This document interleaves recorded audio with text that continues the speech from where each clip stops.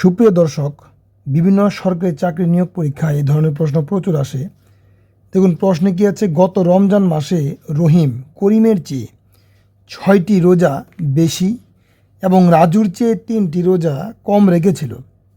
যদি রহিম 27টি রোজা রাখে তবে 3 জনের গড়ে কয়টি রোজা রেখেছিল? এখানে 3 জনের গড় বের করতে বলছে। এখানে লোক কয়জন? 3 জন। প্রথম কি বলছে? রহিম। আচ্ছা, এখানে কি বলছে? রহিম করিমের চেয়ে 6টি রোজা বেশি। কে বেশি? রহিম করিমের চেয়ে বেশি। কিন্তু এখানে রহিমের 27টি রোজার কথা বলা হয়েছে। তো রহিম রোজা রাখে কয়টি? 27টি। এখন বলা হয়েছে করিমের চেয়ে রহিম তাহলে বেশি কয়টি? 6টি বেশি। তাহলে করিমের কয়টি? করিমের কিন্তু রহিমের চাইতে 6টি কম হবে। অর্থাৎ 27 থেকে যদি আমরা 6 বাদ দেই তাহলেই কিন্তু কারটা পাওয়া যাবে?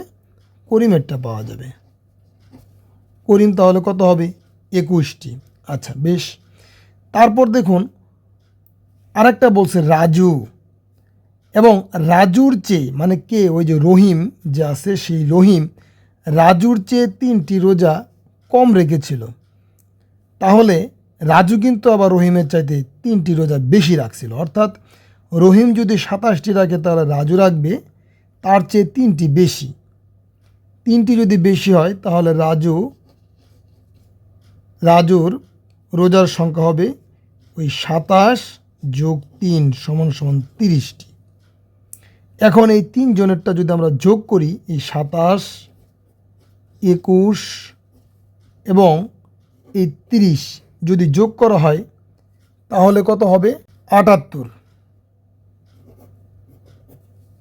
এখন এই 78কে যদি আমরা 3 দ্বারা ভাগ করি তাহলেই কিন্তু গড় রোজা রাখার সংখ্যা বের হয়ে যাবে। 3 দ্বারা 7কে ভাগ করলে 3 দুগুণে 6, 1 থাকে আর 8 থাকে, 3 6 18। অর্থাৎ তারা 3 জনে গড়ে রোজা রেখেছিল বি নাম্বার 26টি। এখানে দেখুন আরেকটি প্রশ্ন দেওয়া আছে। সেই প্রশ্নের উত্তর কত হবে তা আমার কমেন্ট বক্সে ঝটপট জানাবেন। সকলকে অসংখ্য ধন্যবাদ।